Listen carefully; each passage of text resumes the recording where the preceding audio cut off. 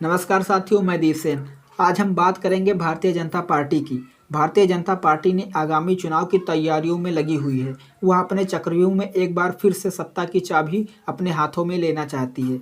पर क्या यह संभव होगा? आंकड़ों की बात करें तो यह काफ़ी डरावना लगता है। आंकड़े बताते हैं कि पिछले 35 सालों में कोई भी सरकार दोबारा सत्ता में नहीं आई है। तो इससे यही साफ होता है कि बीजेपी को दोबारा सत्ता में आना उतना आसान भी नहीं है।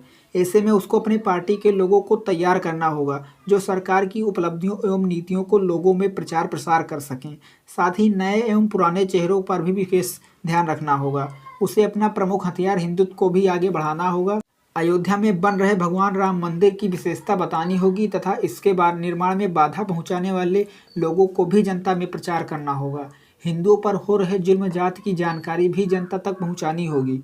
पार्टी के कार्यकर्ताओं को सक्रिय रूप से कार्य करना होगा। मुख्यमंत्री योगी आदित्यनाथ जी को भी हर जगह जाना होगा तथा उनके सरकार द्वारा किए गए जनता के हितों के कार्यों को भी गिनाना होगा। कमजोर सीटों पर पार्टी को विशेष ध्यान रखना होगा और नाराज कार्यकर्ताओं को समझाकर घर वापसी करवाई जानी चाहिए। शिक्षा, स्वास्थ्य, महंगाई और रोजगार के मुद्दों का भी विशेष ध्यान रखना होगा। लखनऊ में विरोध कर रहे अभ्यर्थियों को संतुष्ट करना होगा। पेट्रोल डीजल की महंगाई से भी सरकार को कुछ सीख लेना चाहिए।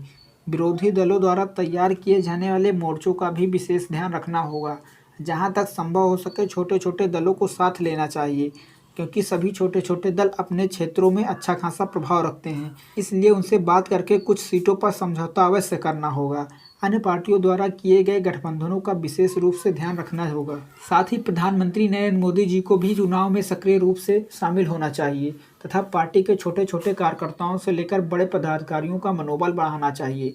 अपनी पार्टी के एजेंडों को जरूर लागू करना चाहिए। दोस्तों, अगर आपको यह वीडियो सही लगा हो तो चैनल को सब्सक्राइब अवश्य करें और साथ ही बेल आइकन को भी दबाएं।